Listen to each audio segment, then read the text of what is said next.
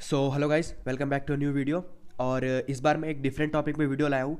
काफ़ी लोग चाहते थे कि मैं डिफरेंट टॉपिक कवर करूँ। जैसे काफ़ी मुझे कमेंट्स आते थे कि आप एम कैसे इंप्रूव करते हो, उसके ऊपर वीडियो बनाओ, रिफ्लेक्सेस कैसे इंप्रूव करते हैं। तो मैंने ट्राई किया है कि मैं सारे जो टॉपिक्स है इसी वीडियो में कवर कर दूँ।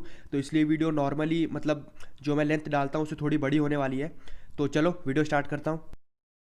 तो चलो गाइस, मैं आपको पॉइंट नंबर 1 बता देता हूँ। मैं आपको पॉइंट नंबर 1 में बताता हूँ।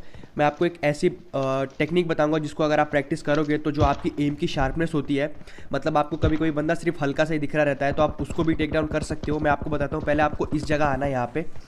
और जैसे आपको ये जो यहाँ पे एक मतलब वुडन्स के जो ब्लॉक्स जैसे खड़े हैं, मतलब जो भी खड़े हैं डोर्स जैसे, उनके बीच में आपको गैप्स दिख रहा होगा, देखो ऐसे। तो आपको क्या करना है, बस सिंपली इस गैप के थ्रू मारना है टारगेट को। मैं आपको पहले अभी मार के दिखाता हूँ। पहले आप सिर्फ सिंपल खड़े होके मारो। पहले आप धीरे धीरे एक टारगेट को गिराओ, फिर आप एक से दो टारगेट को गिराओ, और फिर दो से आप तीन टारगेट को गिराने की ट्राई करो। जैसे देखो लेफ्ट में भी टारगेट है, आप उस पर भी शूट करो। पहले आप यहाँ पे धीरे धीरे मारो, और फिर आप मतलब इसको मूव करके भी मारना है आपको, बट पहले आप पहले सिंपली सीख जाओ कि कैसे मारना है इसके थ्रू। आपको थोड़ा टाइम लगेगा। अगर आपकी एम थोड़ी सी मतलब थोड़ी वीक है तो आपको इसमें थोड़ा टाइम लगेगा। अगर अच्छी है तो आप इसको एक बार में ही कर लोगे। देखो आप फिर ऐसे मूव करके मारो। इसमें थोड़ा स्प्रे बाहर जाएगा, बट आपको इससे प्रैक्टिस हो जाएगी मूव करके मारने की भी। तो ये चीज़ आप प्रैक्टिस करो, तो इससे आपका एम की जो शार्पनेस होती है वो बढ़ जाएगी। अगर बंदा थोड़ा सा भी दिखेगा तो आप उसको मार पाओगे। मैं आपको बताता हूँ कि कौन सी सिचुएशंस पे ये काम आएगी प्रैक्टिस, अगर आप इसको करते हो तो गाइस आप वही चीज़ पीछे से भी कर सकते हो, इस तरफ से। आपको इस तरफ से कैसे करनी है मैं बता देता हूँ। देखो आपको ये जो चार टारगेट दिख रहे हैं, आपको इनके बीच में जो गैप्स दिख रहा है, आपको इसके थ्रू टारगेट्स गिराने हैं। तो इससे भी आपको वही प्रैक्टिस होगी। थोड़ी सी जगह पे मारने की भी प्रैक्टिस हो जाएगी आपको। तो आप ऐसे करके इजीली गिरा सकते हो। वो तो आप पे डिपेंड करता है कि आपको कौन से टारगेट गिराने हैं। मतलब आप देख रहे होगे पीछे बहुत सारे पास हो रहे हैं टारगेट्स, तो आप अपने मुताबिक गिरा सकते हो। जैसे आपको एक गिराना है एक बार में तो एक गिराओ, दो गिराना है तो दो गिराओ, यहाँ तक कि तीन भी गिरा सकते हो आप, छोटा सा जो पीछे टारगेट है वहाँ पे। तो आपको ये चीज़ खुद ट्राई करनी है। अगर आप इसको एक दिन में कम से कम 1 घंटे भी प्रैक्टिस कर लोगे, या 1 घंटे से अगर आप कम खेलते हो पबजी तो आप उसको थोड़ी देर भी प्रैक्टिस कर लोगे, तो आपकी जो एम की शार्पनेस है वो बढ़ जाएगी। तो आप ये चीज़ ट्राई कर सकते हो अगर आपकी एम वीक है तो। और गाइस मेक श्योर आप ये जो चीज़ है प्रैक्टिस मूव एंड फायर करके भी करो। तो इससे क्या होता है कि आपकी जो मूव एंड फायर की एक्यूरेसी होती है वो भी बढ़ जाएगी। अगर आप दौड़ते दौड़ते कहीं जा रहे हो और थोड़ा सा गैप में बंदा दिख रहा है तो आपकी प्रैक्टिस हो जाएगी उसको टेक डाउन करने की। तो आप मेक श्योर कि जॉयस्टिक घुमा घुमा कर भी ट्राई करो टारगेट गिराने की।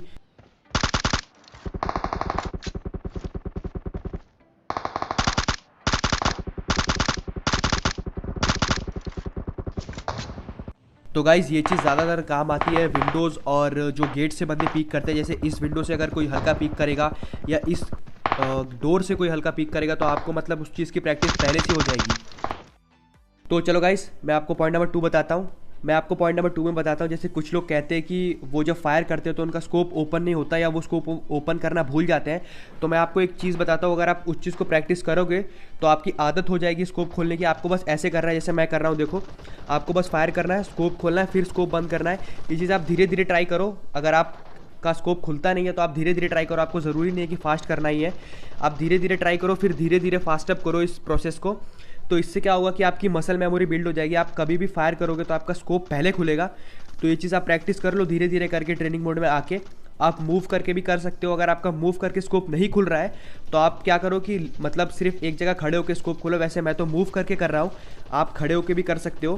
तो ये चीज़ आप प्रैक्टिस करो। अगर आपका स्कोप नहीं खुलता तो इस चीज़ से आपकी मसल मेमोरी बिल्ड होगी, और फिर आप कभी भी फाइट लेने जाओगे तो आपको प्रॉब्लम नहीं होगी स्कोप खोलने में, ऑटोमेटिक आपका स्कोप खुल जाएगा। तो ये चीज़ आप प्रैक्टिस करो ट्रेनिंग मोड में। तो चलो गाइस मैं आपको पॉइंट नंबर 3 बता देता हूँ।